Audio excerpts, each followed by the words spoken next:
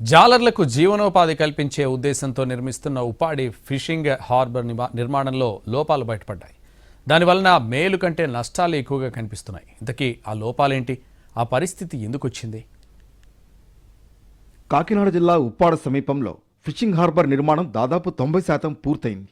అయితే హార్బర్ డిజైన్లో లోపాల కారణంగా మత్స్యకారులు ఇబ్బందులు పడుతున్నారు. ఈ సమస్యను చాలాసార్లు ఫిషరీస్ అధికారులు దృష్టికి తీసుకువెళ్లారు. కేంద్ర ప్రభుత్వ సంస్థలతో జాయింట్ వెరిఫికేషన్ చేశారు. CWPRS, CICIF అధికారులు కొన్ని లోపాలను గుర్తించారు. 2017 అక్టోబర్లో హార్బర్ నిర్మాణానికి డిజైన్ ఇచ్చారు. అయితే ప్లాన్ అనుసరించి నిర్మాణాలు జరగలేదని తేల్చారు.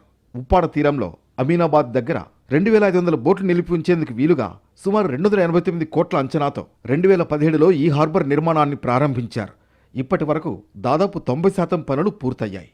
అయితే ఉప్పుటేరు నుంచి సముద్రంలో వేటకు వెళ్లే మత్స్యకారుల బోట్లు ఈ హార్బర్ నిర్మాణంతో అలల తాకిడికి ఎప్పుడూ లేని విధంగా దెబ్బతింటున్నాయి. గత 2 సంవత్సరాలలో 26 బోట్లు డ్యామేజ్ అయ్యాయి. దానికి సంబంధించి ప్రభుత్వం 72 లక్షలు పరిహారంగా కూడా అందించింది. ఈ సమస్య డిప్యూటీ సీఎం పవన్ దృష్టికి కూడా వెళ్ళింది. మాకేంటంటే బాగా అడ్డం వచ్చింది, ఆ గుట్టు అడ్డం వచ్చేస్తుందండి. ఆ జట్టి కూడా మాకు సరిగ్గా కుదరలేదండి. అది పవన్ కళ్యాణ్కే అలా చాలామందికి అప్పటి నుంచి ఆ గుట్టు కట్టిన కాడి నుంచి చెప్పుకొస్తానే ఉన్నామండి. ఆ తప్పండి సరిగ్గా కుదరలేదని చెప్పుకొస్తానే ఉన్నాం. మాకు నష్టపరిహారాలు అన్నీ జరుగుతున్నాయండి. ఆ గుట్టు వేసేస్తే లోపలికి వేసేయాలండి, లేకపోతే తీసేయాలండి. హార్బర్ కూడా ఇంకా లోపలికి కడితే బాగుంటుంది మాకు. ఈ గొట్టు వల్ల ఫ్యాక్టరీ వల్ల దీనివల్ల ఒక మత్స్యకారులకు ఒక ఆదాయం లేదు, ఆదాయం లేకుండా పోయింది. ఈ జగన్ పరిపాలనలో చెప్పాము, ఈ పరిపాలనలో గారు పవన్ కళ్యాణ్ గారు చెప్పాము. ఏది శాంక్షన్ ఏది చేస్తాడో చేయడానికి తెలియలేదు కన్నా మాకు. ఈ గొట్టు గార రాంగ్గా వేసి బోట్లు ఇరిగిపోవడం ఏంటి, సముద్రంలో మట్టిని చనిపోవడం ఏంటి అన్నీ జరుగుతున్నాయి ఈ గొట్టు వల్ల. హార్బర్ కారా సరి కరెక్ట్ కాదు, అది మాకు నెప్పే కరెక్ట్ కాదు హార్బర్. అది కారా సరిగా బాగు చేసేయాలా, ఆ గొట్టుగారు లోపలికి వేసి తర రాకుండా చూడాలి మాకు. అలాగైతేనే మాకు ఒక ఈ మత్స్యకారులకి సౌపాయంగా ఉంటుంది. కానీ ఇలాగైతే సౌపాయం లేదు సార్. ఈ హార్బర్ లేఅవుట్ ప్రకారం సీ మౌత్ వెడల్పు 90 మీటర్లు ఉండాలి. కానీ 145 మీటర్లు ఉంచారు. దానివల్ల అలల శక్తి లోపలికి ఎక్కువగా వస్తుంది.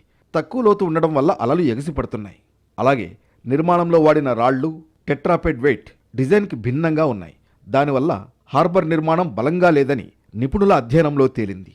గతంలో జరిగిన తప్పిదాలతో హార్బర్ నిర్మాణం అస్తవ్యస్తంగా మారింది. దీంతో మత్స్యకారులకు ఎందుకూ ఉపయోగపడడం లేదు.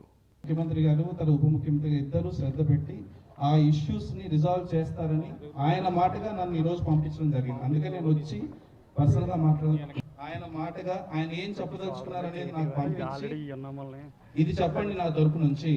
మరణించిన 18 మంది మత్స్యకారులకు సంబంధించి వారి కుటుంబాలకు చెల్లించాల్సిన బీమా మొత్తం చెల్లింపు, ఉప్పాడ ఫిషింగ్ హార్బర్ దగ్గర దెబ్బతిన్న పడవలకు నష్టపరిహారం చెల్లింపు అంశాలపై అధికారులతో చర్చించాను. ఇందుకు తగిన చర్యలు చేపట్టాలని ఆదేశించాను.